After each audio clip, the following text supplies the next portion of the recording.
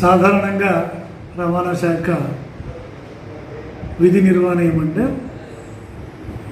అర్హత కలిగిన వారికి లైసెన్స్లు ఇవ్వడం, ఫిట్నెస్కి వచ్చే వాహనాలను తనిఖీ చేసి వాటికి పరీక్ష సామర్థ్యాన్ని పరీక్షించి వాటికి ఫిట్నెస్ సర్టిఫికెట్లు ఇవ్వడం, అలాగే స్కూళ్ళలో కానీ కాలేజెస్లో కానీ వాహన చోదకులకి అందరికీ కూడా రహదారి భద్రత మీద డ్రైవింగ్ మీద అవగాహన కల్పించడం అయితేనేమి ఇవన్నీ డ్యూటీలు చేసుకుంటూ తరువాత వాహనాల మీద ఏదైనా ఇర్రెగ్యులారిటీస్ ఉన్నప్పుడు వాటి మీద దాడులు జరిపి వాటిని అపరాధ వసూలు చేయడం అయితేనేమి ఇవన్నీ కూడా మా రోజువారీ కార్యక్రమంలో ఉంటాయి.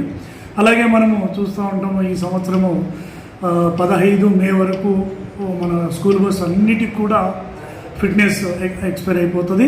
సో వాటిని అన్నిటికి కూడా టైం ఇచ్చి మనము స్కూల్ ఓపెన్ అయ్యే లోపల అన్నిటినీ కూడా సామర్థ్య పరీక్షను పరీక్షించుకొని వాటికి ఫిట్నెస్ సర్టిఫికేట్ తీసుకోవాల్సిందిగా ఆల్రెడీ చెప్పుకున్నాము. అందరికీ కూడా ఫోన్లు చేసి కూడా వివరించాము. వారు వాహనాలను ఇప్పటిదాకా 90% వాహనాలు ఫిట్నెస్ సామర్థ్యాన్ని చేసుకొని వాళ్ళ స్కూల్స్ రీఓపెనింగ్ అప్పటికి సిద్ధంగా పెట్టుకొని ఉన్నారు.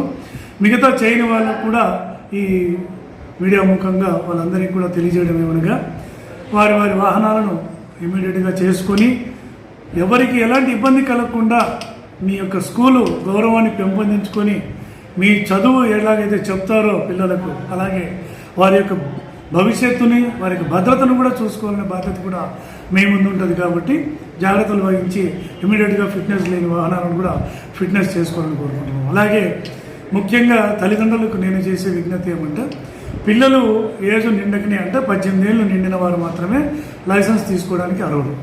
18 ఏళ్ళు నిండకనే మా పిల్లలు ఏదో మోటార్ సైకిల్ అడిగినారనో కారు అడిగినారనో వాళ్ళ చేతికి వాహనాలు ఇచ్చి వాళ్ళని ప్రమాదాల బారిన పడి వారి యొక్క బంగారు భవిష్యత్తుని అర్ధాంతరంగా మనము ఆపిన వారు ఉంటాం. అలాంటి పరిస్థితుల్లో ఎటువంటి పరిస్థితులను అలాంటి అవకాశాలకు తావివ్వకుండా మీ పిల్లలకి మంచి భవిష్యత్తుని ఇవ్వాలంటే మంచి చదువు చెప్పండి, మంచి డ్రెస్సులు కొనివ్వండి, మంచి పొజిషన్కి కొనివ్వండి.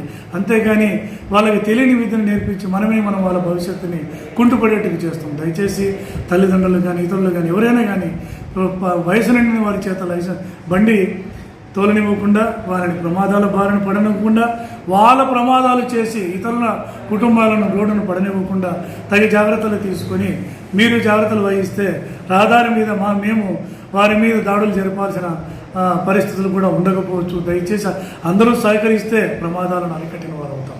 అలాగే మందు తాగి వాహనాలు నడిపేది కూడా చాలా పెద్ద నేరము. మందు తాగి వాహనాలు నడపడం వల్ల మన బాడీలో కంట్రోల్ ఉండదు, ఇంకా వాహనాన్ని మనం కంట్రోల్లో ఏం చేస్తాం. కాబట్టి అలాంటి పరిస్థితుల్లో కూడా మనం డ్రైవింగ్ చేయరాదు.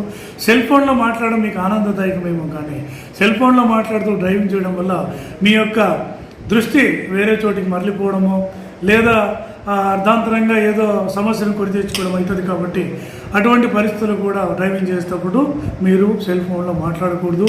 స్పీడ్ మీకు చాలా థ్రిల్లింగ్ ఇస్తుంది. Zigzag driving, criss cross driving, motor cycle పైకి లేపడము ఇలాంటి వాటివన్నీ మీకు ఆనందాన్ని ఇస్తుంది. కానీ ఆ తాత్కాలిక ఆనందం కాదు. మీకు దానివల్ల జరిగే అనర్థాలు మీకు శాశ్వతంగా మీకు అనర్థాలు కలిగి మీరు కోలుకోలేని పరిస్థితి తెచ్చుకోవాల్సిన పరిస్థితి ఏర్పడుతుంది. కాబట్టి దయచేసి అందరూ కూడా గమనించి మనం ఏం చేస్తే బాగుంటుంది, మనం ఎలా డ్రైవింగ్ చేస్తే మనం ప్రమాదాలు జరపకుండా మనకు జరగకుండా ఎలాంటి కాపాడుకోగలమని ఒక మంచి దృక్పథంతో వాహనాలు నడిపి మన కదిరి పట్టణాన్ని అలాగే సత్సాయి జిల్లాని ఇవన్నిటినీ కూడా ప్రమాదాలు లేని ప్రాంతాలుగా తీర్చిదిద్దాలని కోరుకుంటూ అందరూ బాగుండాలి, అందులో మనం ఉండాలని కోరుకుంటున్నాను. ధన్యవాదాలు.